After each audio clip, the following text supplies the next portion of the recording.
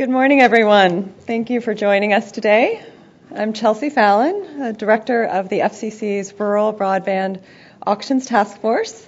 It is my pleasure to welcome you to the Connect America Fund Phase 2 Auction Application Workshop.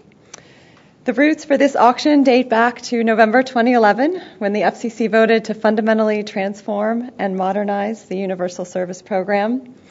A key element of those reforms was the decision to use an innovative approach, a reverse auction, to support the build-out of broadband service to areas of the country that are difficult and costly to serve. This auction will award funding to a range of providers using different technologies in an efficient and cost-effective manner. We are excited that the wait for it is over. Applications to participate are due March 30th, and bidding will begin July 24th. Today's workshop should tell you everything you need to know to complete the short form application so that you will be ready when the filing window opens next week. The experts from the FCC's wireless and wireline bureaus will walk through detailed step-by-step instructions on each section of the form. Then, after taking a short break, we will give a sneak peek at the system for bidding and the auction and what that will look like. But before we get to that, it is my pleasure to introduce our esteemed chairman of the FCC, Ajit Pai, to kick off the workshop. Thanks so much, Chelsea, for your leadership of the Rural Broadband Auctions Task Force, as well as the many other FCC staff who are right here. We are very grateful to you for all the work you've done over the last several months. It is a sign of the seriousness with which we take this endeavor that the two of us are here, and I refer, of course, to myself and my mug, which I'll put down now. But I did want to welcome everybody here to the FCC for the Connect America Fund Phase 2 Application Process Workshop. Thanks to everyone in the room and online for joining us. We've gathered here on a very special day, as you know, March 14th, which is Pi Day, humorously enough. Now, Pi Day, in my view at least, is the most underrated holiday. It has the geeky charm of May the 4th be with you, but only a fraction of the overexposure on Twitter. And as you may know, March 14th is also Albert Einstein's birthday. So now if you add in the fact that we are here to talk about communications infrastructure, I think today is basically March Madness for nerds. Being Pi Day, I would like to structure my brief remarks around a series of numbers: 22, 2 billion, X, 5, and 2. Now, 22 is a percentage of rural Americans who are still offline. This is the very real manifestation of the digital divide in this country, which I've seen in places like Haven Springs, West Virginia, and Mission, South Dakota, and outside of Flagstaff, Arizona. And this figure of 22 shows that some communities are still disproportionately in the dark when it comes to what I call digital opportunity. Rural Americans are more than twice as likely as their peers in urban and suburban communities to be disconnected. $2 billion is roughly how many dollars are available in the Connect America Fund over the next decade to close that divide across rural America. We are breaking new ground here with our first of its kind reverse auction, and this is new terrain for us, which means it's new terrain for you as well. And that's why today's workshop is, of course, so important. X is the number of participants for the auction, which, of course, has yet to be solved. And so to encourage as much participation as possible, we have opened the bidding process to all different types of broadband technologies and companies. And as I look around the room, I see everyone from traditional telcos to satellite advocates and electric utilities represented. No matter how big or small your company is, we hope that you and everyone else will give this opportunity the hard look that we think it deserves. Now, 5 is the number of days until the opening of the auction's application window on March 19th. Now, that window closes on March 30th, which in turn means that there's no time to waste. You'll need to make decisions about whether to have the opportunity to bid before this month is out, and so the time is drawing a little bit short. And finally, 2. 2 is the number of hours we have allotted for this workshop, and so therefore I'm going to stop blathering and let you hear from the real subject matter experts here at the FCC and pepper them with any questions that you might have. In closing, though, I wanted to say once again, thank you for participating in this workshop. In this room exactly 414 days ago, on my first full day of chairman, I let the FCC staff know that closing the digital divide would be the top priority of the agency. The Connect America Fund reverse auction is a giant component in achieving that priority. And so for all those who are planning to take part, thank you in advance for your willingness to help bridge this digital divide. And we look forward to working with you as you tackle this problem across the country. Happy bidding and happy Pi Day. Thanks.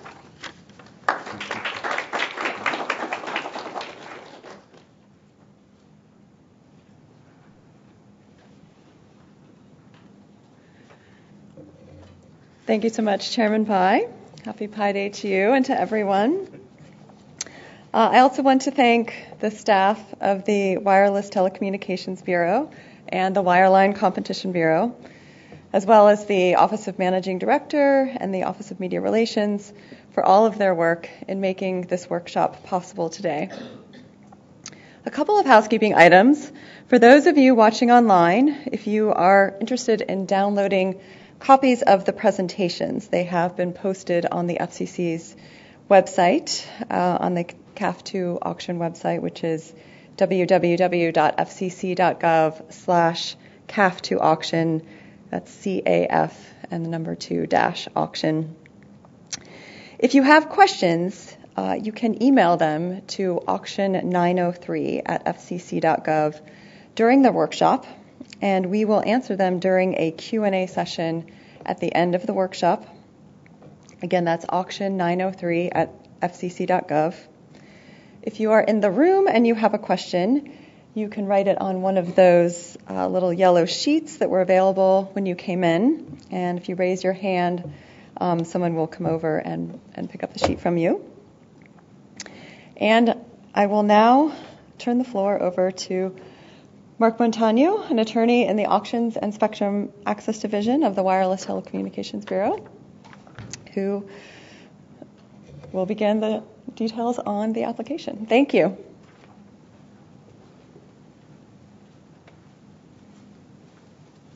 Thanks, Chelsea. Good morning, everyone. We'll start with one of the most important slides from today's presentation, especially for all the lawyers in the room. That'll be the disclaimer. Anything we say today is not intended to, nor does it supersede any of the Commission's rules, orders, or public notices. And as Chelsea mentioned, we have an email address for questions. We ask that your questions be sent in as they arise at today's presentation. Don't wait until the end. And we'll have a session at the end of the presentation where we will try to address as many of these questions as possible. I will now start an overview of Auction 903. The auction will award up to $1.98 billion over 10 years. It will provide support for the provision of both broadband and voice services to fixed locations. And the services can be provided by all technologies, whether it's fiber, cable, DSL, satellite, fixed wireless, etc. The support will be awarded by a multi-round reverse auction. The auction is designed to select bids from providers that would deploy service in unserved areas for lower relative levels of support, taking into account the higher quality services that some providers offer. All entities must be qualified in order to place bids, and that's what the focus of today's presentation will be on, the short form application. After the auction, winning bidders must be authorized to receive support, become ETCs, and submit a letter of credit after the auction. And if you're authorized to receive support, support recipients will have a number of public interest obligations that are summarized in paragraphs 12 through 17 in the procedures public notice. So how did we get here? In August of last year, the Commission proposed procedures for the application and proposed bidding procedures in the comment public notice. After receiving comment in January of this year, the Commission released the procedures public notice. The final eligible areas list was released in February of this year, and over the past month or two, we've focused on applicant education. In the past 2 weeks, we've released the application instructions, and we've also released an auction application tutorial. Both of these are found on the website that Chelsea referred to earlier. We've also spoken at various webinars for trade associations and other organizations of potential bidders over the past few months. So what comes next? The short form filing window opens next Monday at 12 p.m. Eastern Time. The first important deadline is Friday, March 30th at 6 p.m. Eastern Time when the filing window closes. This means that applications must be submitted before 6 p.m. Eastern Time. To avoid any last-minute obstacles, file early. This really can't be stressed enough. In the past, we have received numerous calls from applicants trying to fill out the form at the last minute, on the last day of filing, and they simply don't have enough time to get the form submitted. We strongly urge potential applicants to log into the FCC's auction application system and start filling out the short form during the first week the filing window is open.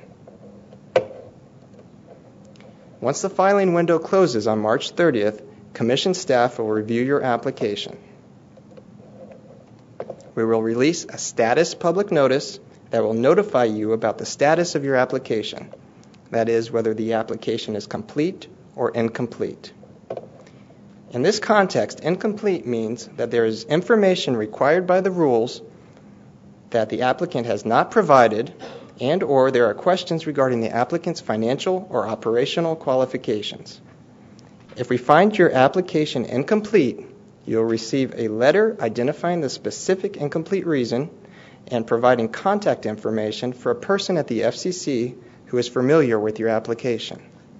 You'll receive a separate letter informing you of any party with which you have an impermissible state overlap, which is a topic that we will discuss later today. You will be able to view the affected overlapping states in the application itself.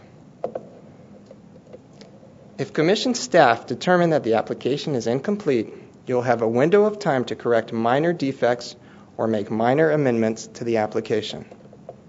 The key word here is minor.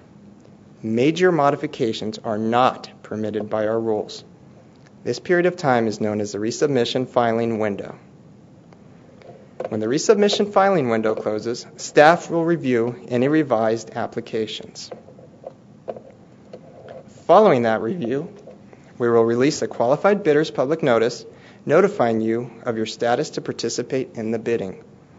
If you're identified as a qualified bidder in the public notice, you will need to review your application to determine the specific states and performance tier and latency combinations for which you are eligible to bid.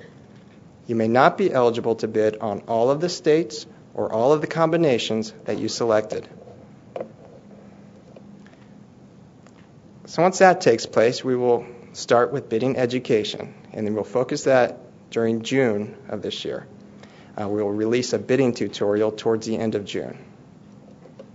We will also host a mock auction the week of July 16th. The specific date for the start of the mock auction will be provided in the qualified bidder's public notice.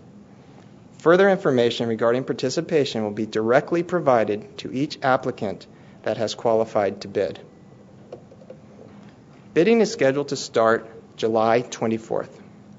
We intend to provide ample time between each bidding round so that bidders won't feel unduly pressured or rushed.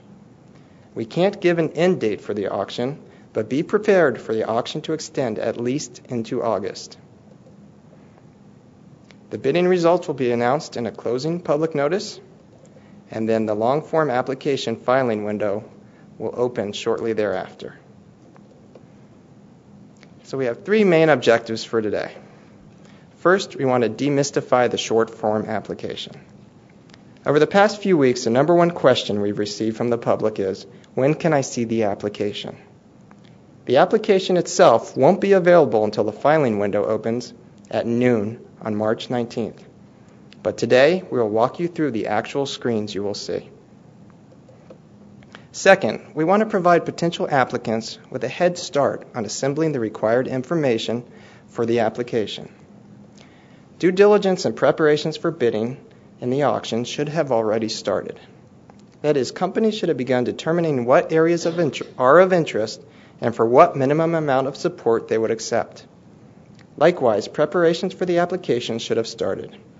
There's no reason to wait to begin preparing to complete the short form application by collecting the required information. Without a complete application, all other preparatory efforts are for naught. Third, we want to minimize errors and omissions from applicants' short form applications. We have spent a lot of time and effort here making the application user-friendly and comprehensive. We want it to be very clear what's required to be submitted. As I previously mentioned, we're reviewing applications for a couple of things. One, did the applicant submit all of the information our rules require? And two, does the applicant have sufficient operational and financial qualifications to bid for universal service support? We hope that all of the educational materials on the application process, as well as the opportunity to ask staff questions during the process, will help you avoid, or at least minimize, simple errors and omissions so that we will be able to focus our resources on what's most important, quickly but thoroughly examining your applicant's qualifications to participate in the auction. This slide shows the useful tools for completing the short form application. First lists the website where you can find these tools, and then the four main tools that you can look at.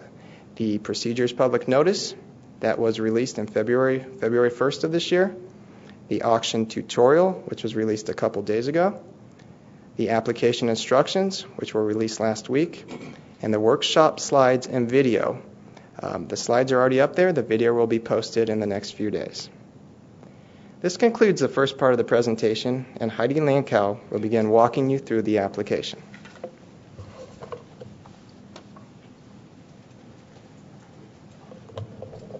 Thank you, Mark. Good morning, everyone.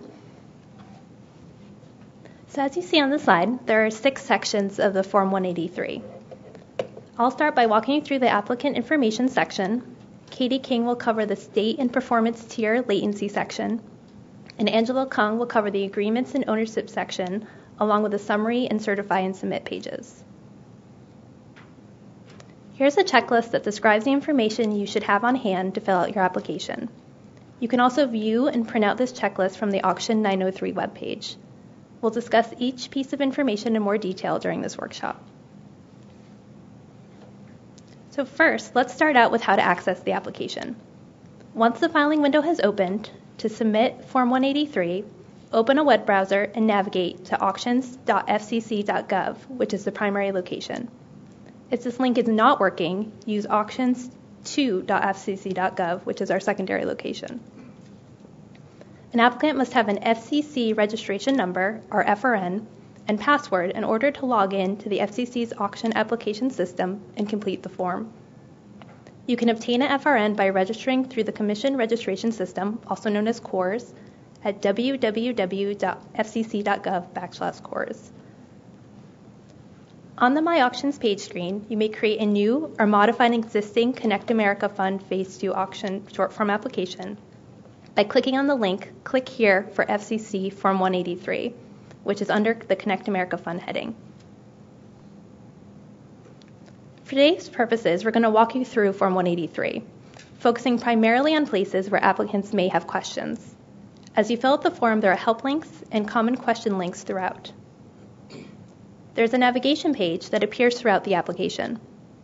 The blue arrow will tell you which section of the form you are currently editing and will allow you to skip to different parts of the form. However, in some places, you'll not be able to move to a different part of the form until you've filled in the required information on the current page. For example, the very first thing you'll be asked to fill in on Form 183 is the applicant's legal classification. On this screen, you'll see that there is a list of types to choose from. If your entity type isn't listed, you should select Other and manually enter the type of legal classification. If you select Consortium as your legal classification, you must upload a consortium attachment identifying each member of the consortium. You must also indicate on the screen whether the applicant is a holding company that is submitting an application on behalf of itself and one or more existing operating company. If so, you must also submit an operating company's attachment that identifies each existing operating company that is part of the application. You will not be able to submit the application without uploading this attachment. The applicant information screen requires the entry of basic contact information about the applicant, including its name, jurisdiction of formation, and address. The name you input here will be the name used to identify the applicant throughout the auction process. The address you provide for the applicant must be the address where the applicant is physically located. PO boxes are not allowed. The next screen we'll go over is the responsible party screen. One thing you should understand about the electronic Form 183 is that depending on what your response is to certain questions, you may or may not see some of the screens that we're going to go over today. The first example of this is the responsible party screen. The screen will either appear or not appear, depending on which legal classification you selected. Under the Commission rules, the person who may be a responsible party for an applicant depends on the nature of the applicant. If the applicant is a corporation, the short form application will require the name and address of the corporate office and the name and title of an officer or director. If the applicant is a partnership, then the application will require the name, citizenship, and address of all general partners. And if a partner is not a natural person, then the name and title of a responsible person should be included as well.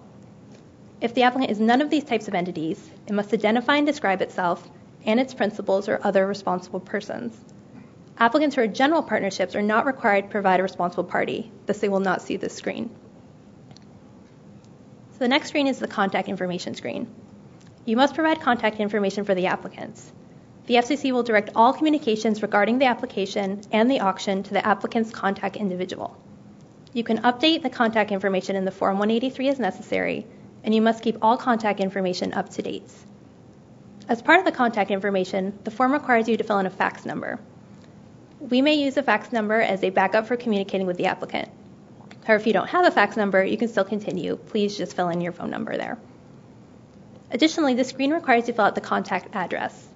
You must provide a street address so that you can send express delivery parcels to the contact person. One of the most important things about the information you provide on the screen is that the Commission staff will communicate only with the applicant's contact person or certifying official, as designated on the form.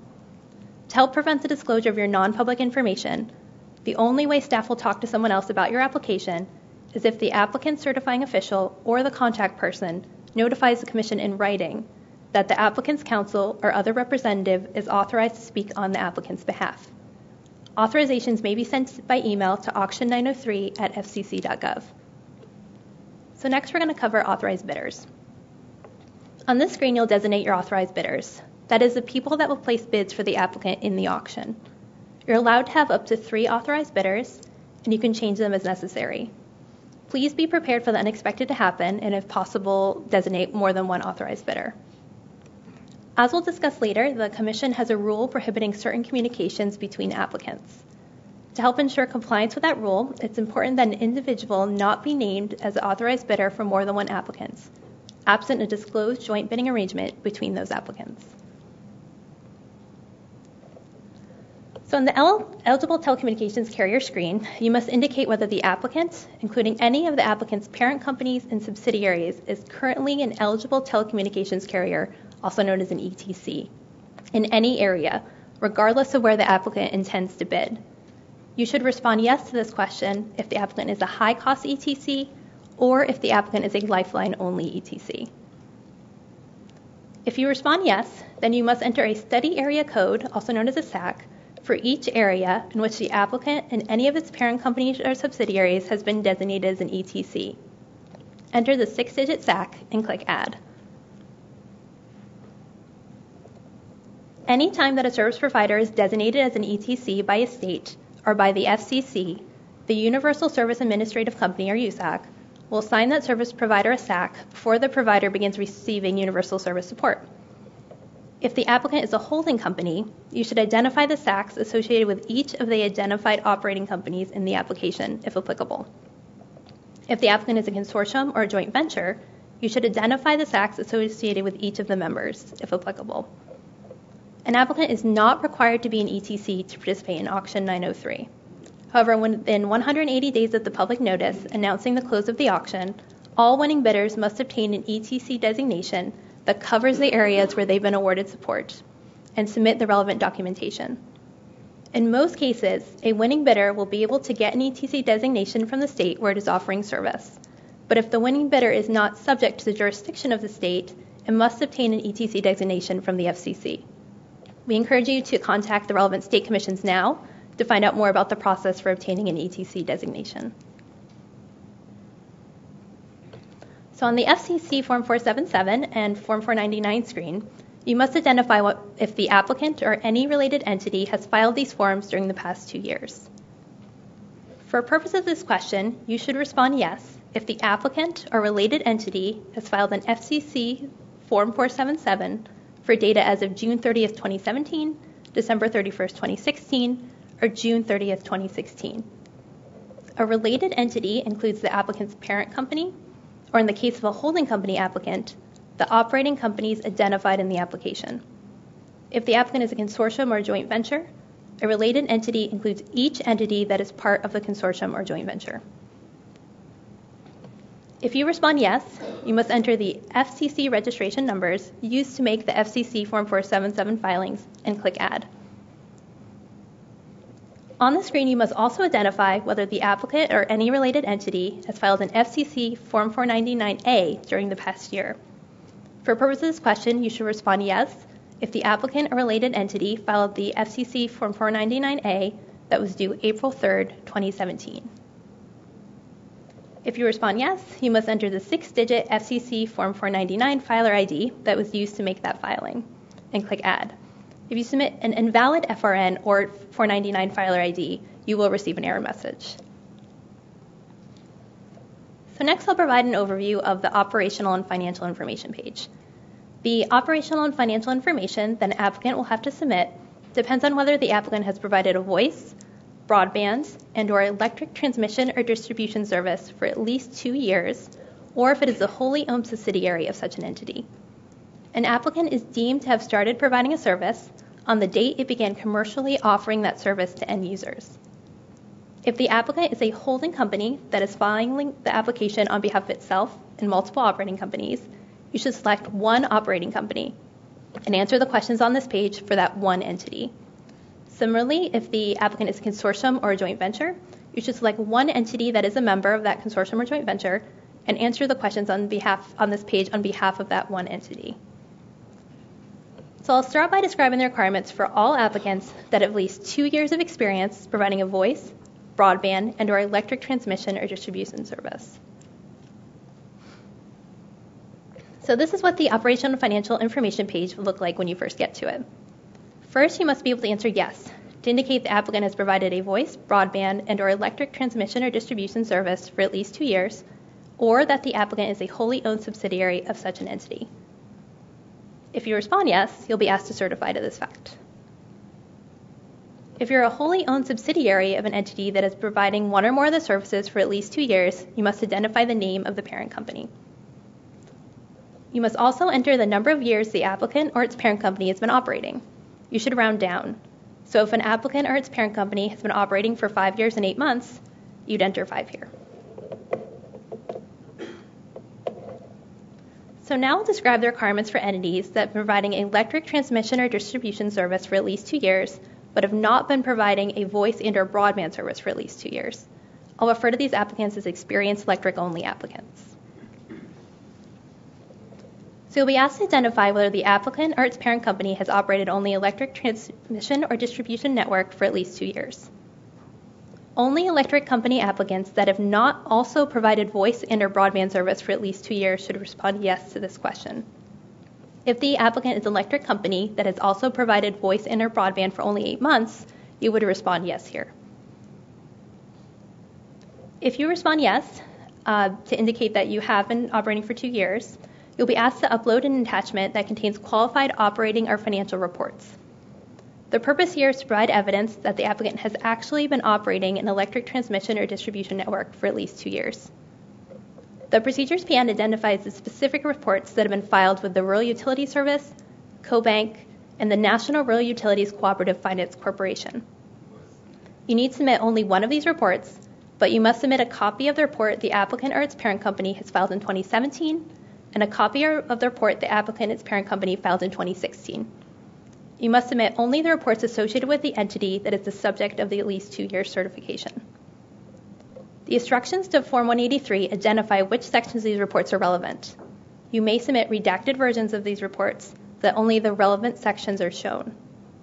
The reports must be uploaded using the electric company documents attachment type.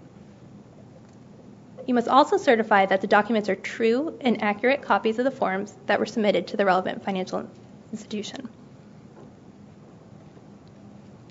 So I've just explained the information that an applicant that is providing only electric transmission or distribution service for at least 2 years will be required to submit. Now I'll describe the requirements for entities that are providing a voice and or broadband service for at least 2 years. This includes applicants that have also provided electric service, but have been providing voice and broadband as well for 2 years. I'll refer to these applicants as experienced broadband and or voice applicants.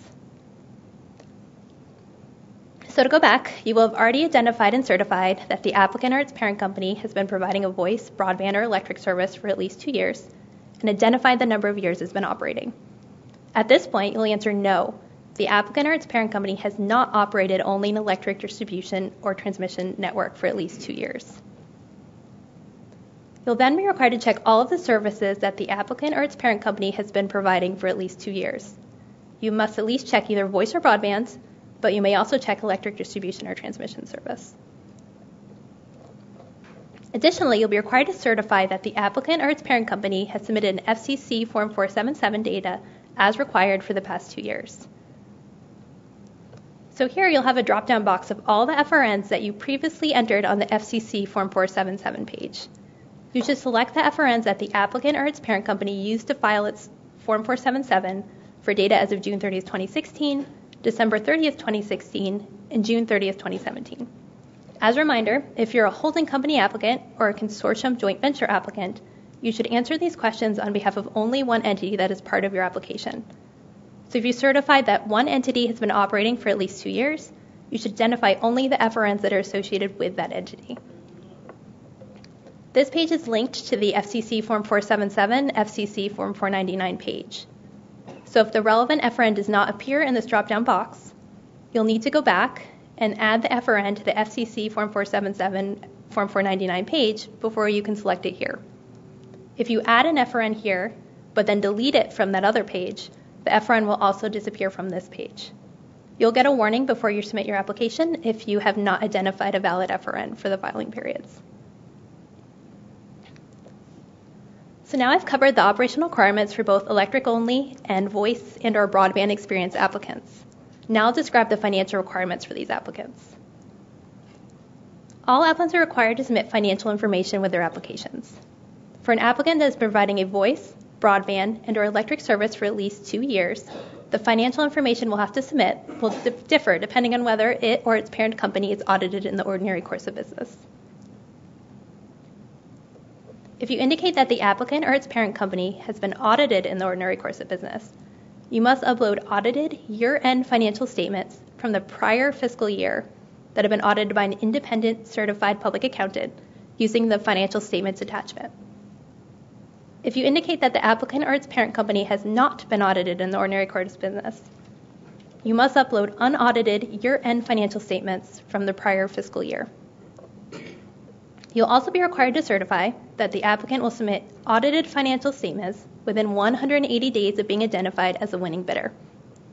So regardless of whether the statements are audited or unaudited, you must submit balance sheets and statements of net income and cash flow. If the fiscal year-end 2017 financial statements are prepared, you should submit those. Otherwise, you can submit fiscal year-end 2016 financial statements. If the applicant is a holding company applicant, you should submit the holding company's financial statements. If the applicant is a consortium or joint venture, you should submit the financial statements of the entity that is the subject of the at least 2-year operational certification. If the applicant is a wholly owned subsidiary that is relying on its parent's experience, you should submit the parent company's audited financial statements. So I've just described the requirements for an applicant that is providing a voice, broadband, and or electric service for at least 2 years, or an applicant that is a wholly owned subsidiary of such an entity. There's another path for applicants that have not provided any of these services for at least 2 years. I'll now provide an overview of those requirements. For these applicants, you must indicate no. The applicant has not provided a voice, broadband, and or electric service for at least 2 years, or is not a wholly owned subsidiary of such an entity. You'll then be prompted to upload a letter of interest from a qualified bank and 3 years of audited financial statements. For the letter of interest attachment, You must upload a letter from a qualified bank using the letter of interest attachment type. A qualified U.S. bank is a bank that is insured by the FDIC and that has a Weiss Bank safety rating of B negative or higher. You can also obtain a letter of credit from CoBank or the National Rural Utilities Cooperative Finance Corporation. There's also requirements for non-U.S. banks as well.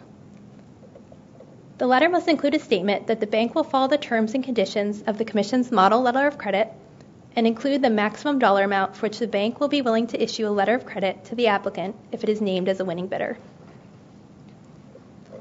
You'll also be prompted to upload the applicant's or parent company's fiscal year-end financial statements from the 3 most recent consecutive fiscal years, including balance sheets and statements of net income and cash flow.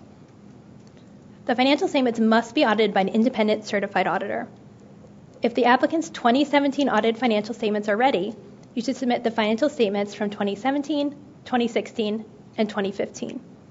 Otherwise, you submit the financial statements from 2016, 2015, and 2014. Unlike applicants that have at least 2 years of experience, applicants that have less than 2 years of experience must submit audited financial statements. There's no option to submit unaudited financial statements with a short form application. If you're submitting the audited financial statements of the applicant's parent company, you must enter the parent company name.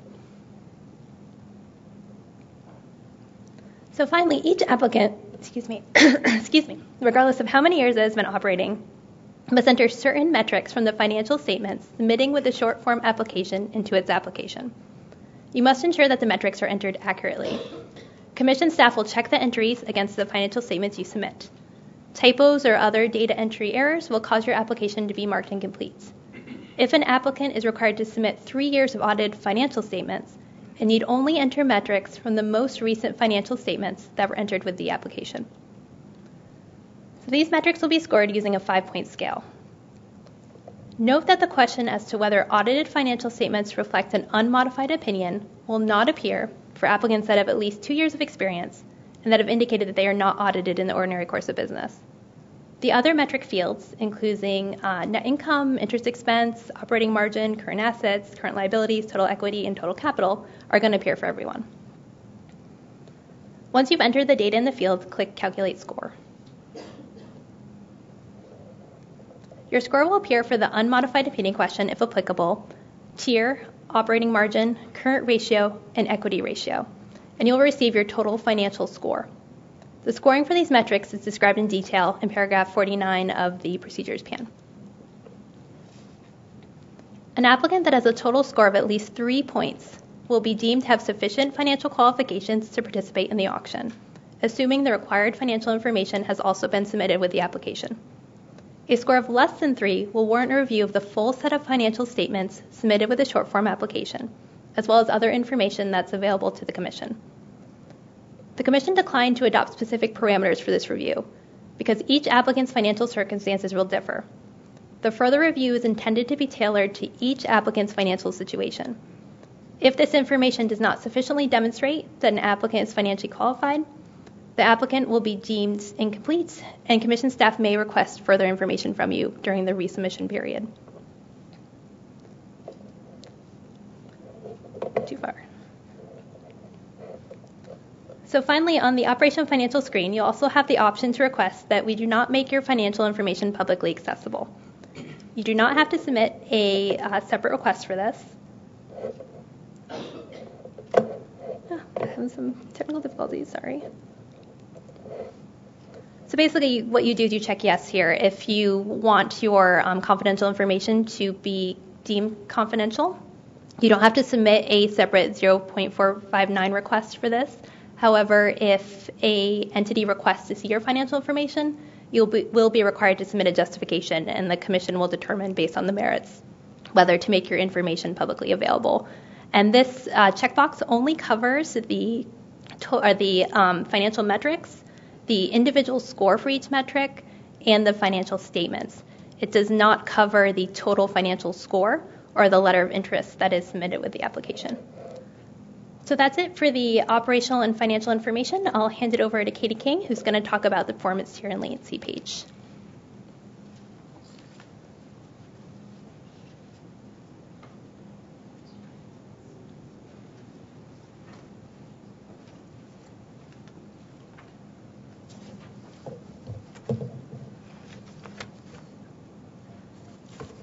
Next, I'll provide an overview of the state and performance tier and latency selection page. This is what the page will look like when you first get to the page. An applicant must select the states in which it wants to bid. For each state, the applicant must also select at least one performance tier and latency combination and the technology it intends to use for the last mile to provide that level of service in the state. To save a combination, click on the Add Combination button. If you plan to place bids for more than one performance tier in the same state, you must select the state again and then select the additional performance tier, latency, and technology combination. Similarly, if you plan to deploy a hybrid network or use more than one type of technology in a state, you must select the state again and then select the additional technology, performance tier, and latency combination. If you choose a wireless technology, you must also indicate the spectrum bands and bandwidth. You will only be able to place bids in the states and performance tier latency combinations identified in the short form application for which you are deemed eligible to bid. This is just a screen of the service tiers, which is also in the Auction 903 procedures public notice, and it has more information there. Service tiers with slower speeds, lower usage levels, higher latencies receive less support. Here is a close-up of the state and performance tier and latency selection page. You select the state, performance tier, and technology from the drop-down menus and click either high or low to select latency. If the technology is not listed, you must select Other from the Technology drop-down menu, and a text box will appear where you must provide a brief description of the technology you are planning to use. An applicant selecting Other must also indicate by clicking yes or no whether it plans to use spectrum to offer the required services.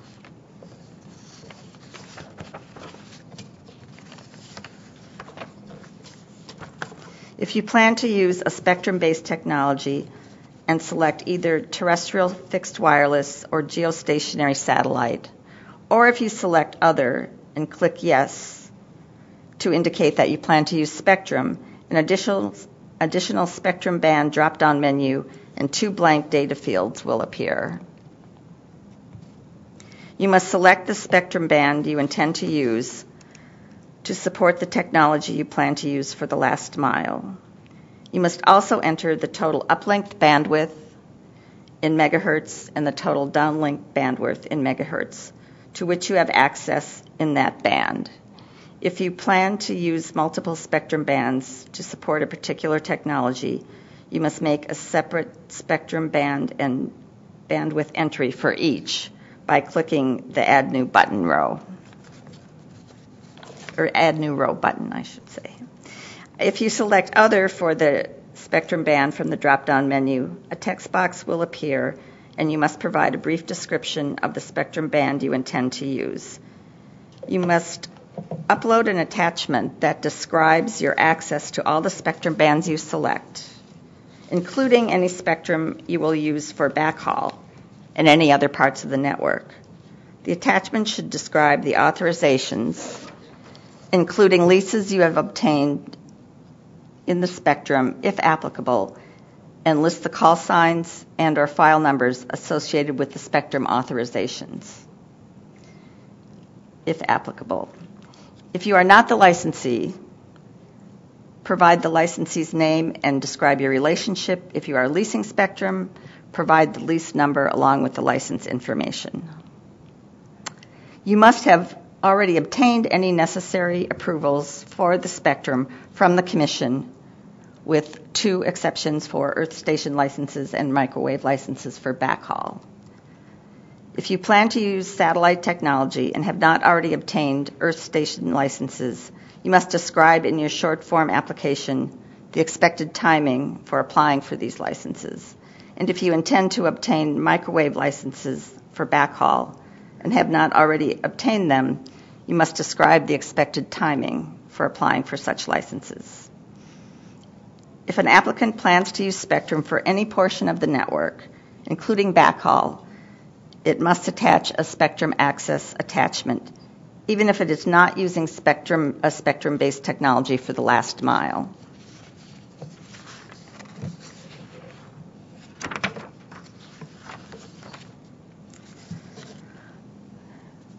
This slide shows what the saved combinations box will look like after you add a combination.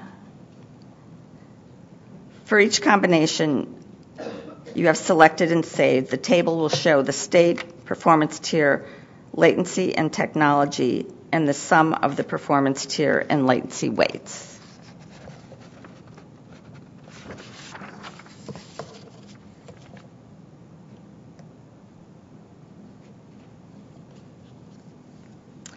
You must upload a network information attachment that answers the required operational questions for each state you have selected.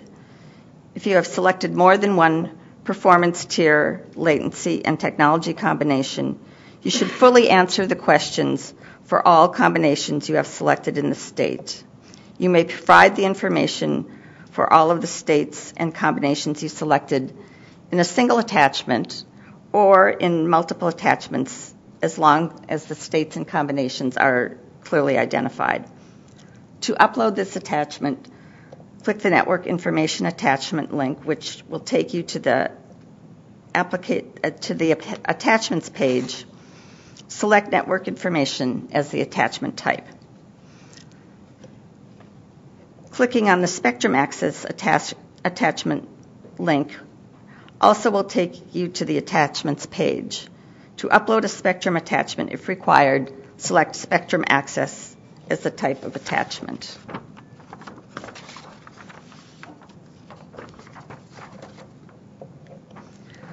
The questions that an applicant must answer in the Network Information Attachment can be found in Appendix A of the Auction 903 Procedures PN.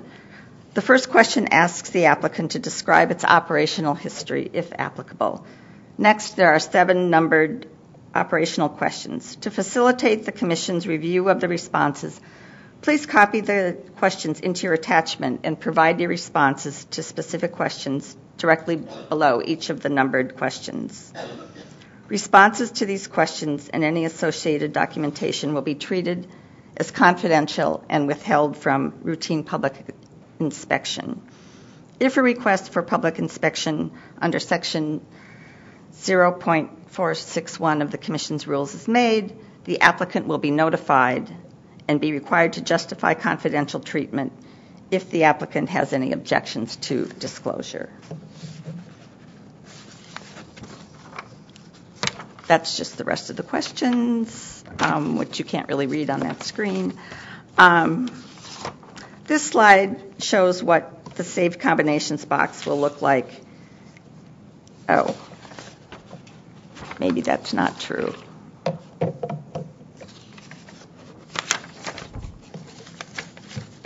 Okay.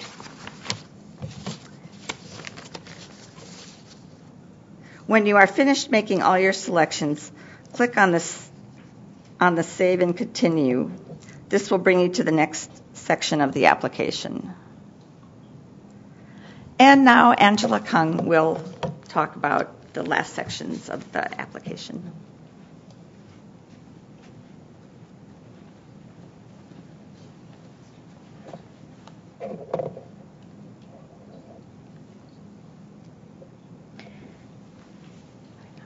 Thank you, Katie. I'm going to review the last sections of the application, including agreements, ownership, certifications, and submission. But first, this is a good time to give you a reminder about impermissible state overlaps, because this is very important and you may not select any additional states in which to bid after the initial application filing window closes. The Commission decided in the Auction 903 Procedures Public Notice that separate applicants that are commonly controlled or are parties to a joint bidding arrangement are prohibited from bidding in any of the same states. We call this an impermissible state overlap. Commonly controlled applicants are those in which the same individual or entity either directly or indirectly holds a controlling interest. To identify commonly controlled applicants, we define a controlling interest as an individual or entity with positive or negative de jure or de facto control. Joint bidding arrangements are defined as those that, 1, relate to any eligible area in the auction, and 2, address or communicate bids or bidding strategies, including arrangements regarding Phase 2 support levels, in other words, bidding percentages, and specific areas on which to bid, as well as any arrangements relating to the post-auction market structure. If during initial application review, applicants that are commonly controlled and/or parties to a joint bidding arrangement are found to have selected the same states in their respective applications, all such applications will be identified as incomplete in the status public notice. The Commission will inform each affected applicant of the identity of the other applicants with which it has an impermissible state overlap, and each applicant will be able to view the overlapping states in the application itself. Each applicant will have an opportunity during the resubmission filing window to remove any of the states it selected, including the identified overlapping states. If an overlapping state remains in more than one of the applications after the close of the resubmission filing window, none of the affected applicants will be eligible to bid in the overlapping state. Please note that because of the Commission's rule prohibiting certain communications, an affected applicant will be barred from discussing any overlapping states, including the removal of an overlapping state, with any of the other affected applicants unless they have entered into a joint bidding arrangement and disclosed that arrangement on their short-form applications. So, how do commonly controlled entities and parties to joint bidding arrangements avoid impermissible state overlaps? They have two options. First, they may submit a single short-form application and qualify to bid as one applicant in a state. Commonly controlled entities that choose this option must indicate whether the applicant is submitting the application on behalf of itself and one or more existing operating companies, and if so, also identify such companies. Similarly, parties to a joint bidding arrangement may form a consortium or a joint venture and submit a single short-form application that identifies each party to the consortium or joint venture. The second way commonly controlled entities or parties to a joint bidding arrangement can participate is by submitting separate short-form applications and qualifying to bid independently, though, again, not in the same state.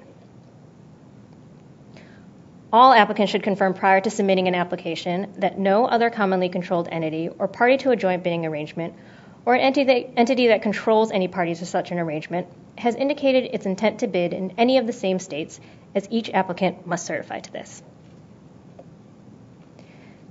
Moving back to the form, we will now take a look at the agreements page.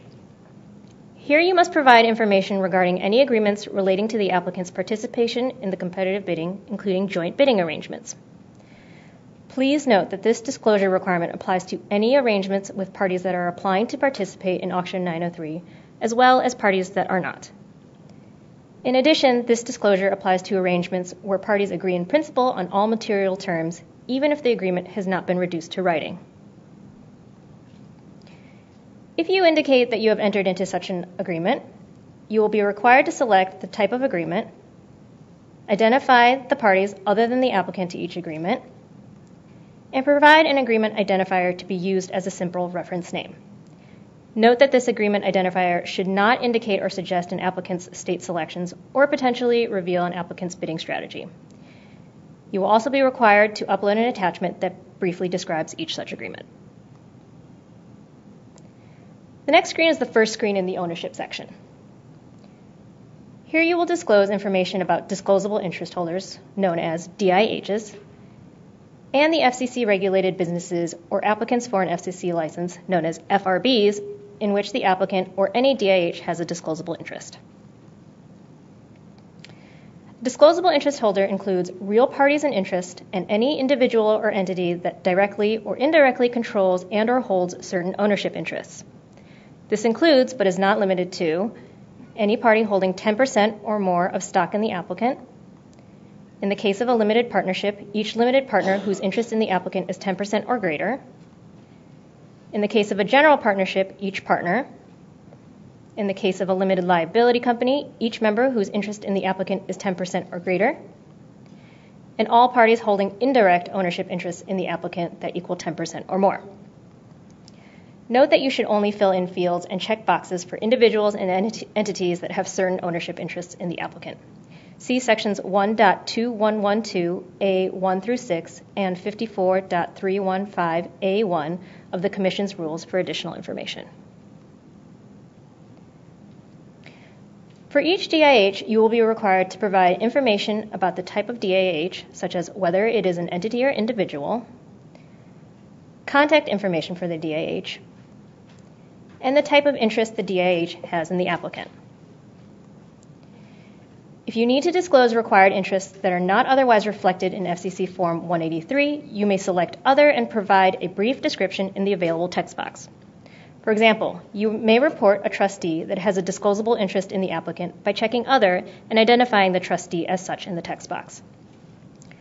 Note that a holder of a beneficial interest in a trust that amounts to a present ownership interest of 10% or more also must be disclosed and can be reported by using the Other checkbox.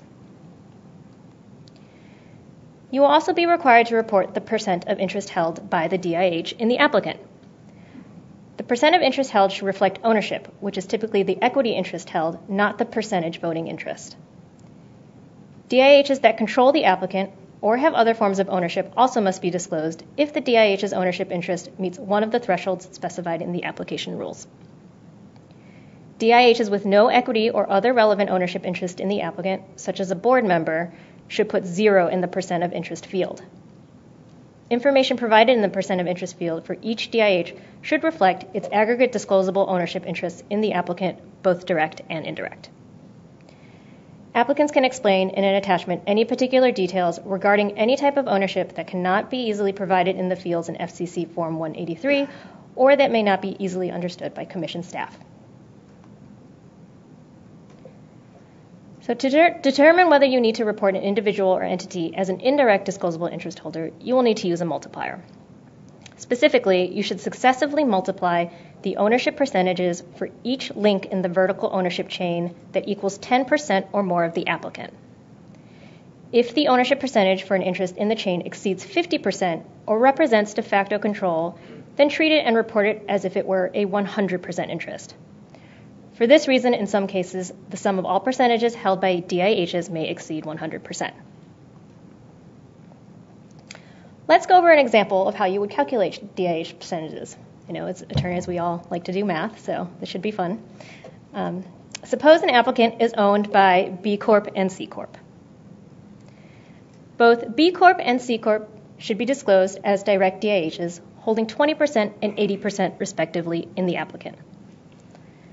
Let's also suppose that B Corp is owned by Homer and Marge, who have an 80% and 20% respective ownership interest in B Corp. Using the multiplier, Homer should be disclosed as having a 16% indirect ownership in the applicant because 80% of 20% equals 16%.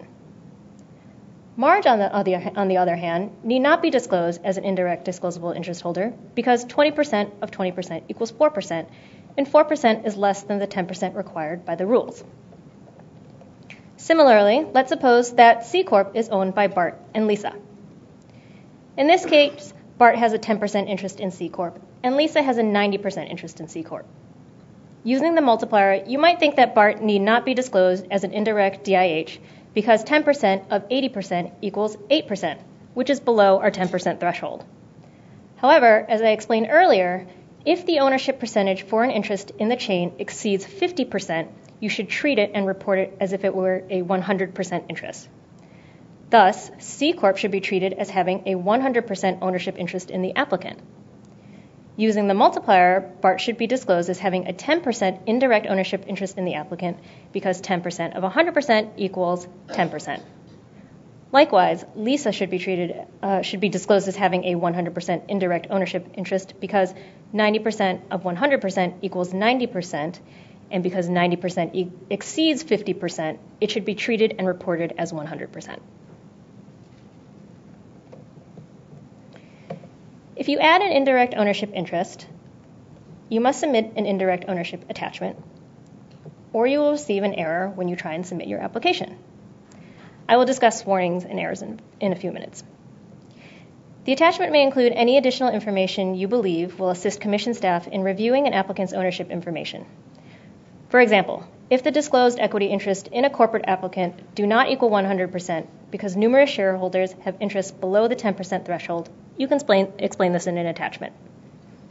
It is important that the attachment clearly explain the applicant's ownership, particularly when there is a complex ownership structure.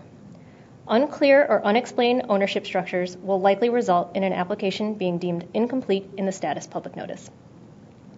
You can also include an ownership chart, which is helpful so that the Commission staff can get a better understanding of how each DIH fits in the applicant's ownership chain. In addition to DIHs, you must disclose on the ownership screen the FRBs, in which the applicant or any DIH has a disclosable interest. Section 1.2112A7 of the Commission's rules lists the FRBs that must be disclosed in FCC Form 183. You will be required to provide the name of the FRB, its principal business, and percent of interest held by the applicant or DIH as applicable. All right, everyone, we are now getting close to the end of the application. You'll see on this screen we've made it to the error summary page. This page provides you with links to the parts of the application where the errors and warnings will occur. You've heard errors and warnings mentioned a few times already. Here I want to clarify the difference between a warning and an error. You cannot submit your application if there are errors, but you may submit your application if there are warnings. For example, on this screen, the applicant failed to upload an attachment with the required financial statements and therefore received an error. Until that error is corrected, the applicant will not be able to click the Continue to Certify button to proceed.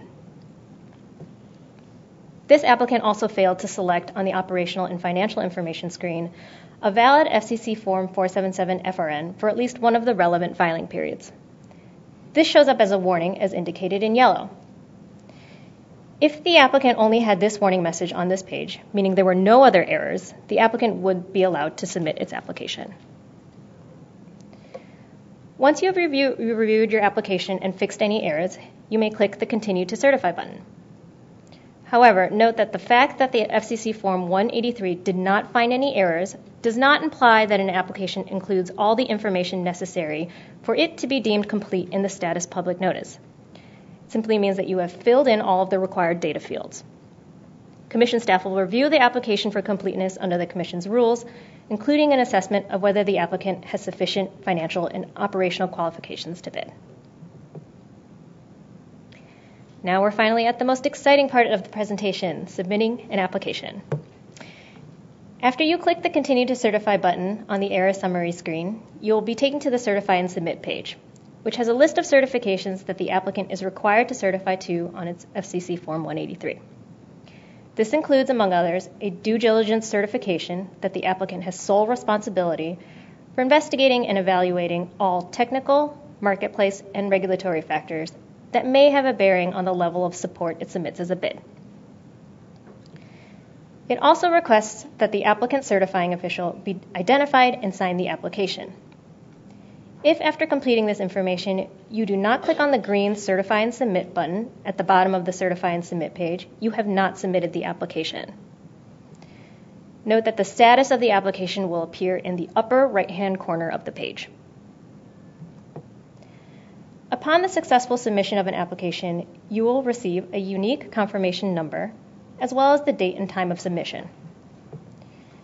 And the displayed status of the application will change. You are strongly encouraged to print or save a copy of the confirmation page for your records. As another reminder, applications must be submitted prior to 6 p.m. Eastern Time on March 30th, 2018. Late applications will not be accepted. If you need to make any changes to your application, you may do so directly in the auction application system, provided that it is before the initial filing deadline. You may make changes in the system during the initial filing window, even if you have already submitted an application. You will also be allowed to modify an application, except for certain fields, during the resubmission filing window and after the release of the public notice announcing the Auction 903 qualified bidders. However, your ability to modify an application in the auction application system will be limited between the close of the initial filing window and the opening of the application resubmission filing window, and between the close of the resubmission filing window and the release of the public notice announcing the Auction 903 qualified bidders. During these periods, you are permitted to modify only the applicant's address, responsible party address, and contact information. It is important to note that every time you change a submitted application, you must recertify and submit the application, or the changes are not submitted. If the application has not been resubmitted, you will see a yellow warning box telling the applicant that the change has not been submitted. The status will continue to read submitted, but the new changes will not be included in your application. Once you continue to the Certify and Submit page and click the Certify and Submit button on that page, you will get an updated confirmation page and the yellow warning box will disappear. The last thing I will remind you about is that each applicant must maintain the accuracy and completeness of information in a pending application to participate in Auction 903 pursuant to Section 1.65 of the Commission's rules. An applicant must furnish additional or corrected information to the Commission within 5 days after a significant occurrence, or amend its FCC Form 183 no more than 5 days after the applicant becomes aware of the need for the amendment. I will now turn it back to Mark Montano, who will discuss the Commission's limited information disclosure procedures and prohibited communications rule.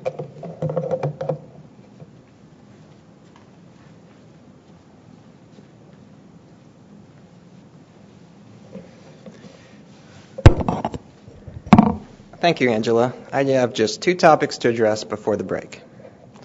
First, I want to talk about the limited information disclosure procedures the Commission adopted in the Procedures Public Notice that was released in February. I know my colleagues covered this topic earlier in each of the relevant sections of the application, but a concise summary of the information disclosure procedures in place may be helpful. All submitted short-form applications can be accessed by the public upon our release of the status public notice, except for the following. Some information is automatically not accessible by the public. That would be the state selections, the performance tier and latency combination selected, and the associated weight, responses to the operational questions set forth in Appendix A of the Procedures Public Notice and any supporting documentation, and a spectrum access attachment. Other information is not accessible by the public if the applicant requests so via the abbreviated process in the short form application. This would include the financial information from an applicant and the individual financial scores. Note that an applicant's total financial score is not considered non-public information, and that will be released to the public. And finally, there's a third category. As many of you know, you can request confidential treatment of information by following the procedures set forth in Section 0.459. If someone submits such a request with their application and that request has not been adversely decided, when all the information from the short-form applications becomes publicly accessible, information covered by such a request will not be. So to be clear, this summary on the slide is only applicable until the auction closes.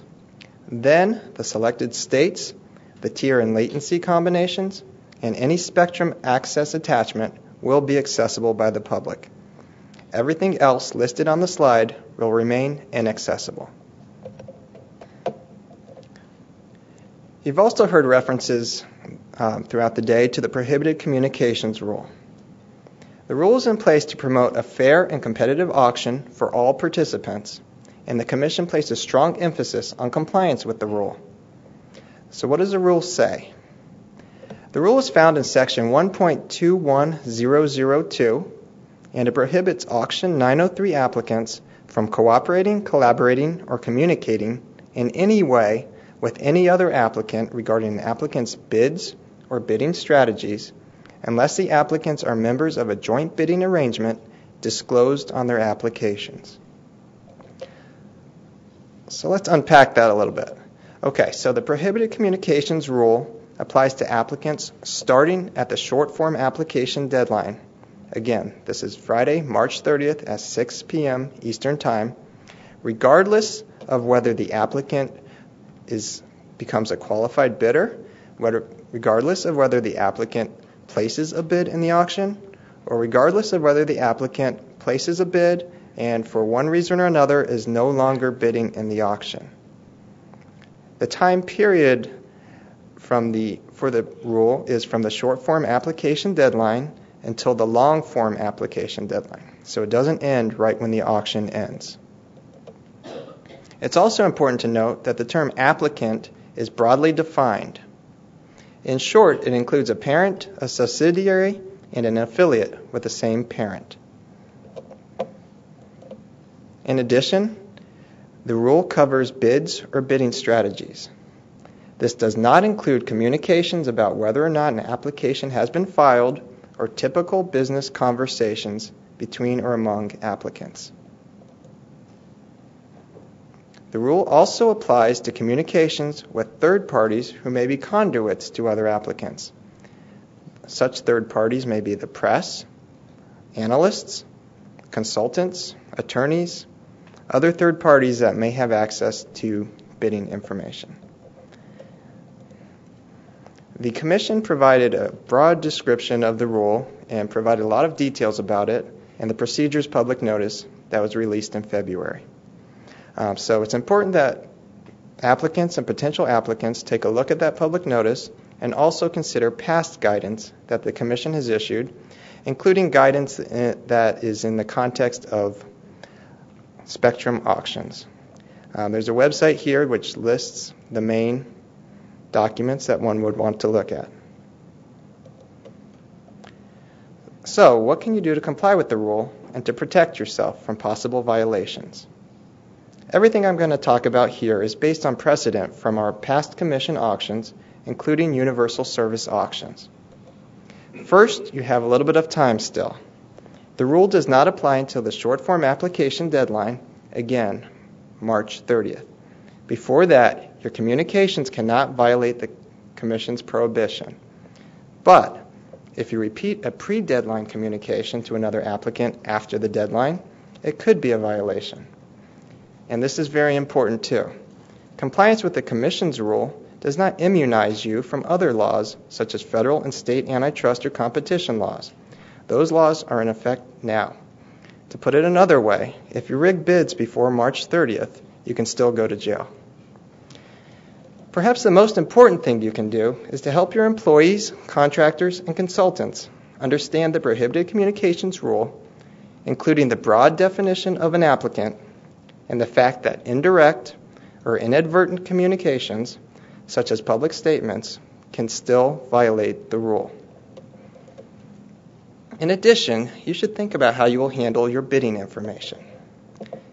You should consider developing a list, sometimes known as a need-to-know list, that identifies the people who will have access to your bidding information.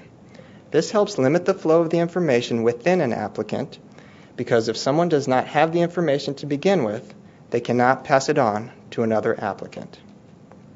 Finally, we recognize that you have businesses to run during this period. Communications that are unrelated to and do not convey information on bids or bidding strategies are okay. Finally, here are some points about the use of third-party consultants. As I've just shown you, the rule does not prohibit communications with a third party, such as a consultant, advisor, attorney, etc.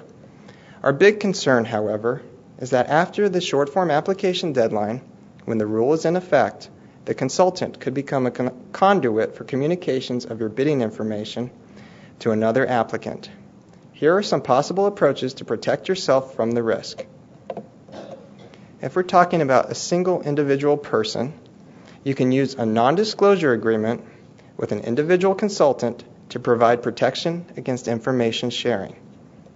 However, in connection with past auctions, and as explained in the procedures public notice, we have said that if an individual consultant serves multiple applicants, the consultant's advice may unwittingly be influenced by what he or she knows about others' bids. Therefore, there is a high risk of a prohibited communication in such a scenario.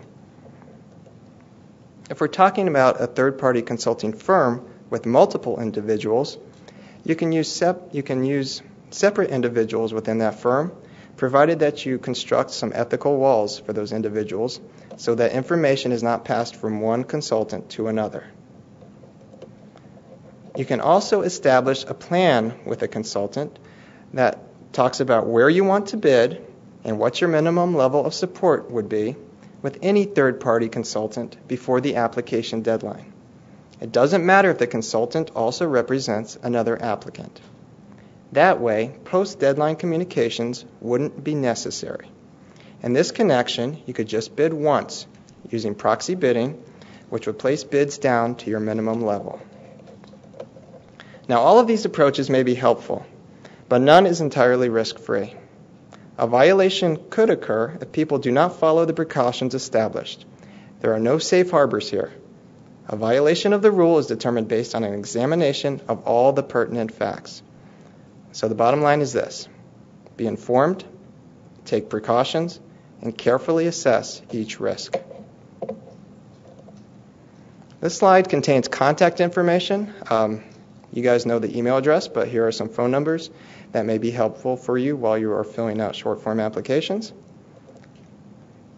And with that, we're going to take a short break, and when we return, we'll provide a sneak peek of the bidding system and answer questions received during this presentation. If we don't get to your question, someone from the FCC will give you a call back in due course. If you haven't submitted your questions yet, please do so now. Thank you.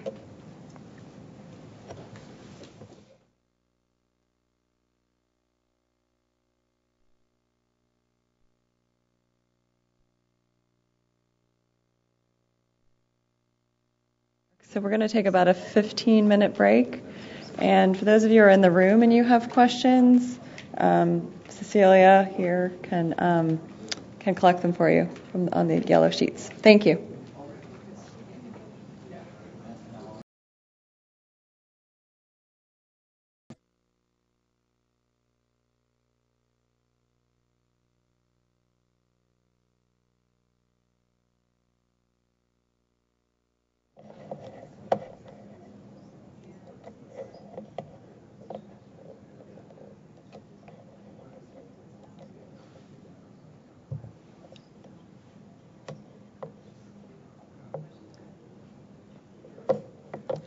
Hi. We're going to continue now with a sneak peek of the bidding software that will be used for the CAF 2 auction. We do not plan to answer questions about the software today. Instead, we're going to have some additional educational materials about that in the future. First slide I'm going to read word for word. The examples that appear in this presentation do not reflect any predictions or assumptions about the actual bidding in the auction, what the base clock percentage will be in a particular round, when the budget will clear, the auction schedule, the number of rounds, or the outcome of the auction. The examples do not reflect the Auction 903 final eligible areas, and the bidding system shown in the screenshots is not the final version of the bidding system that will be used in the auction. Company and bidder names are fictitious. Any similarity to actual company names, PINs, FCC registration numbers, or other personal information is coincidental. Qualified bidders will be provided with a URL for accessing the bidding system. The landing page will have a link for logging into the system. Once on the login page, a bidder must enter its login credentials and click on the login button. When you log into the bidding system, you are taken to the Upload Bid screen. At the top of the screen is a dialog box indicating that you have successfully logged in. In this example, it also indicates that the first round has not yet opened and that the bidder can download its bidding template files. We will cover this page in more detail shortly. The status bar at the top of the screen shows the name of the qualified bidder, the base clock percentage, the round number, a countdown timer, either until the round opens or it closes, depending on the status, and a clock. The screen is currently showing an alert that there is an unread message, so you should click on the Messages link in the navigation bar. The Messages screen lists all the announcements in the bidding system. For each announcement, there is a link to view it in its entirety. Here's a sample of viewing a single announcement. The bidding system also includes a schedule, so you can see the upcoming rounds. And there's an auction information screen. This provides static information that does not change during the auction, including the weights of the various performance tier and latency combinations, and for each state, a summary of the eligible areas and a link to a map of those areas. Now we return to the Upload Bid screen. The states in which you are qualified to bid are listed. Summary information is provided for each state, along with a link to a map of the state and a link to the bidding template file for the state. Now we will click on the link for the map of Alabama. Since we haven't placed any bids yet, this map only shows the borders of the census block groups containing eligible census blocks. There is a checkbox for displaying additional information, which in this case shows the eligible census blocks for which you have not bid. If you click on one of the census block groups listed on the right side of the map, information about that block group will appear below the list, and a marker will appear on the map to display the location of that block group. On the Upload Bid screen, bidders can download their bidding template files. So bidding in this auction will be done by a download and upload process. Bidders will place the bid by uploading the file for each state in which they are bidding. The bidding system provides the bidding template files that you can edit to add your bid information. There are several fields in the file. Only the first 3 or 5 fields are needed for submitting bids. For a bid on an individual item, that is, the aggregation of eligible census blocks within a census block group, a bidder must fill in the performance tier and latency weight and the price point of its bid. For a package bid, the bidder must also specify a name for the package and the minimum scale percentage of the bid. After adding the bid information to the bidding template, the bidder clicks on the Upload Bids link. Then the bidder chooses the file and clicks on the Upload Bids button. The bidding system will then tell you whether the bid upload was successful. In this case it was, and the bidding system provides summary information about the bid. If you return once again to the Upload Bid screen, you can see that the list of states has been updated with the information about your bids. After submitting bids, you should check the My Bid Summary screen to verify your bid information. If there are any states in which you are eligible to bid but have not done so yet, the bidding system will identify those states. The My Bid Summary screen also provides links for viewing your bids on a map. Here, a bidder will see a list and a map of the items it bid on. Clicking on one of the items in the list shows information about the bid, and a marker shows the location of the census block group on the map. You can also zoom in on the census block group and view the eligible census blocks within that block group. Selecting another item on the list will show the information associated with that bid, and it will move the marker to one of the eligible census blocks within that block group.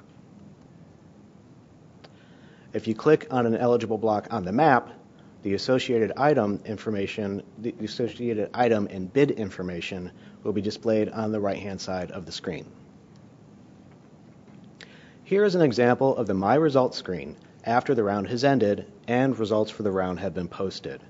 The screen will provide you with information about the results of your bids.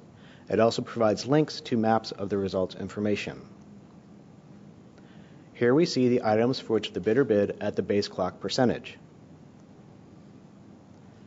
The aggregate results screen shows the aggregate cost of the bids that were submitted and the amount by which they exceed the budget, and this applies to all bidders.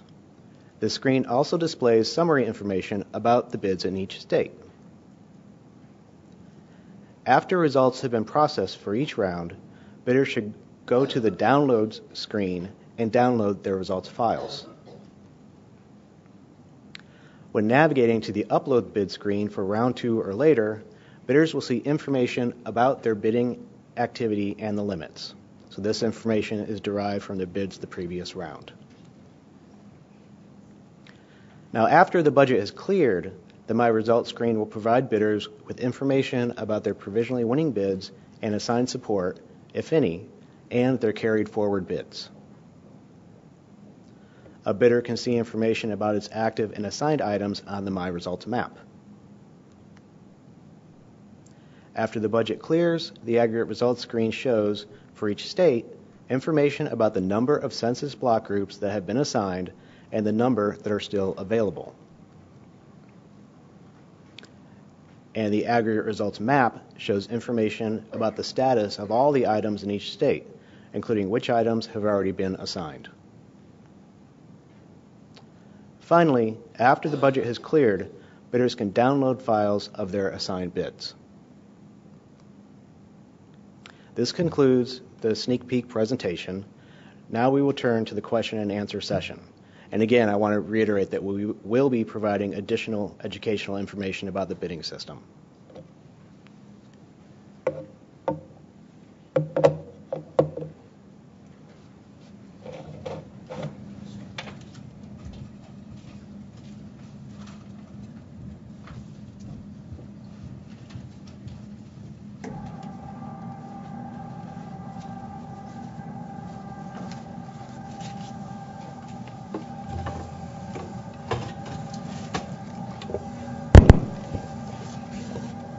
Thank you, Craig.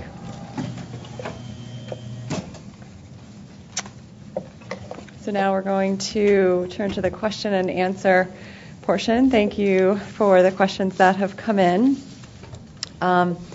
We are going to be focusing on those Q&As today that are on the short form application.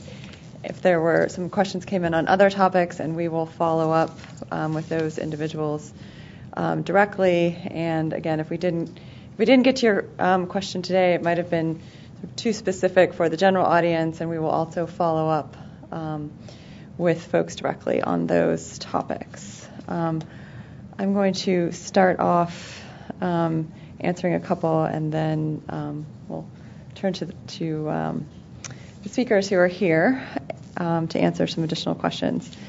So there's one question about whether there are templates for the various attachments that have to be uploaded with the application. And there are no specific templates to download and fill in, but there are specific instructions on what to provide for the various attachments, and there are a variety of different file formats that are accepted by the form, and those are all listed in the instructions for the short form application. So like a Word document or PDF would be fine, and there are additional file formats listed there.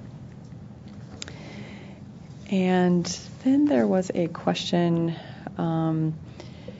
about the timing for Form 477 filings, if they happen to be late due to an error, will they still be reflected in the short form application? And we stated in the procedures PN that we would use Form 477 data for the 3 filing periods that were listed. We use the data that was on file with us as of February 5th, 2018 in the validations on the short form application that the applicant has been providing service for 2 years. So I think that answers the questions I have. And so we sort of grouped some of these by topic, and I know we received some questions on operational and financial information, as well as ETCs and letter of credit issues, and Heidi is going to answer those. Sure. Thanks, Chelsea. So one of the questions we received is whether an applicant can count their mobile service towards their requirement that they have been offering service for at least 2 years. The answer is yes. Mobile broadband and mobile voice do count. However, you should note that the requirement to offer service if you become a winning bidder in the auction is to fixed locations. So you'd have to provide a fixed service if you begin receiving Connect America Fund support. So the next question we received is about the letter of interest that a bank provides if you have less than 2 years of experience. And the question asks if a bank has to contractually commit to offer a letter of credit. And the answer there is no. We're just looking for the bank to specify that they would be willing to submit a letter of credit if the entity becomes a winning bidder. So the next question, someone asked us to define what is meant by operating margin. And we define that in the procedures PN to mean operating revenue less operating expense and excluding depreciation. And I'll point you to paragraph 49 of the procedures PN for more detail there. So we had another entity identify that they have a holding company, and their question is whether they should apply as a holding company or an operating company. And that's really your choice. I think it depends on the state overlaps issues that we've mentioned and what works best when looking at your application. So you really have an option and flexibility to do it, what works best for your company. And finally, we received a question. What happens if you become a winning bidder and then you are unable to submit that documentation demonstrating that you're an ETC by the 180-day deadline because the state PUC is taking longer than expected? We have said that you have the opportunity to seek waiver of the deadline. And one thing we'll consider when we're looking at those waivers is whether the applicant acted in good faith. And we've defined that as if the applicant, within 30 days of being announced a winning bidder, actually took action and submitted their application. And there's some precedent in our rural broadband experiments where we have waived ETC deadlines, so you might want to take a look at that as well. Okay, great. Thank you, Heidi. We did receive some questions related to performance tier, latency, and state selection page on the form, and I'm going to have Katie answer those. One question was, could states be removed some point during the application process? And in the period before the short form application closes, you can change those selections and delete them, add more. After it closes, you can't change those selections, but there's no obligation that you bid in a state that you've picked. So it doesn't matter. So there is no obligation to bid in something that you've picked. And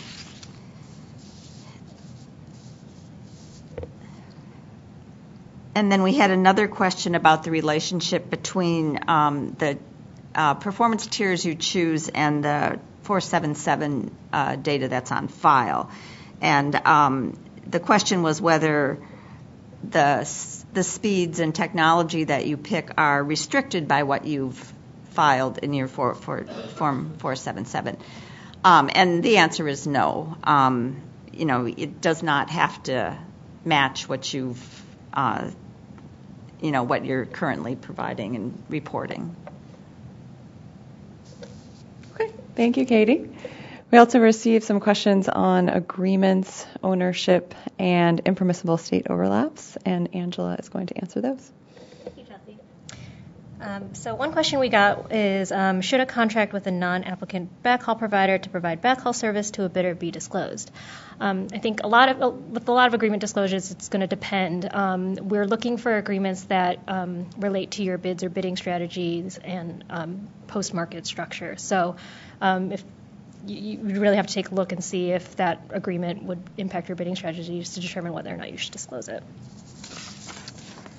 Similar, we got a question about how broad the disclosure requirement is and if it includes engagement letters with lawyers or if it's just focused on joint bidding arrangements. Sort of to what I alluded to before, we're looking for agreements that relate to your bids or bidding strategies or post-market market structure. To the extent you are looking to disclose an agreement with an attorney because you are want to make clear that you are staying clear of the prohibited communications rule, that would be helpful for us to know. On ownership, we got a question about if there's a way for an applicant to incorporate its current ownership information on file in Form 602. The FCC Form 183 does pre-fill ownership information from if you've previously filed a Form 602 or if you've previously filed another auction application, it will pre-fill that into the Form 183. We got a couple of questions about co-ops and general partnerships and how to disclose DIHs in those sort of situations. We are looking for interests that have parties that have an interest of 10% or greater, or that have a controlling interest. So, to the extent members have a controlling interest in a co-op, you would want those disclosed. It's probably going to be your board or officers and directors. We also got a question about if a non-officer corporate employee, if it's signed for a corporation, any party that has the authorization to bind the applicant can sign the application. Okay, great. Thank you, Angela. And finally, there are some questions on the prohibited communications rules and I believe eligibility and schedule and logistics. And Mark is going to answer those. Sure. One question we received asked for a master schedule for activities and deadlines for the auction. And basically all we can tell you right now is what's on slides 6 and 7 of today's presentation. There are many things for which we do not have dates certain at this point. And there were similar questions to that regarding the resubmission period. And our standard practice in spectrum auctions is to release the status public notice once we complete our initial review of the applications, and on that same day send overnight letters to those applicants who received incompletes in the status public notice. And then the resubmission filing period, we haven't decided when that will begin. We haven't decided how long it will be. But if you look at our past spectrum auctions, the periods are typically at least a week, and for various reasons they may be longer in this auction. And the same period for resubmission applies to all applicants.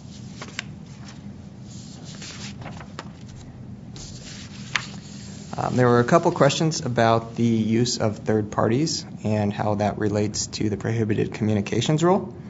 Someone asked about what rules apply to attorneys representing more than one entity seeking to become a bidder. If you see the procedures public notice, we spend a lot of time talking about third parties, and we also would want to emphasize that the prohibited communications rule starts at the short form deadline. So if you're a single person who's an attorney and you have a bunch of clients and you can do all you need to do with these guys before the short form application deadline, then there's nothing from the prohibited communications rule standpoint stopping you from representing those entities. But again, people have to be careful that, once you hit the March 30th deadline, chances are not everyone is going to get a complete in the status public notice. So if there are follow-up issues that the attorney needs to be involved in, there is a very high risk of violating the prohibited communications rule in that scenario. There was a similar question on the prohibited communications rule about using a third-party consultant to develop some sort of application after the short form deadline, so when the prohibited communications rule applies. There's a risk assessment involved there. You have to think about whether there is whether there could be a scenario where there's a tool, some sort of program, application that the consultant puts together, gives you the tool, application, and then you input your data into, and it comes out with an answer, and you don't share that answer, you don't share your inputs with that third-party consultant. That seems like that would not be a very high risk of violating the rule. But if there's some sort of tool where you're working hand-in-hand with a consultant to input such data, cost data or other sort of data that would influence how you bid, that would seem like it would be concerning to us. And then finally there was a question about whether a company needs to be a CLEC in order to participate in the bidding. That's really an issue for the state commissions to decide, and so we would hope that an applicant would figure out whether they need to be a CLEC to offer services in the area and take care of that at the state level rather than worrying about it here. And I think there was one more about how to answer the ETC question if you're not an ATC, and this is really a simple yes/no drop-down, so just select the no. Okay, great. Thank you. I just want to conclude by thanking our team of presenters today for all the information they provided, for answering questions. I want to thank everyone else who made today's workshop possible, and I want to thank all of you for coming or watching online and participating today. And again, if you do have follow-up questions after today, please send them to auction903@fcc.gov, and someone will get back to you. And happy bidding. Thank you.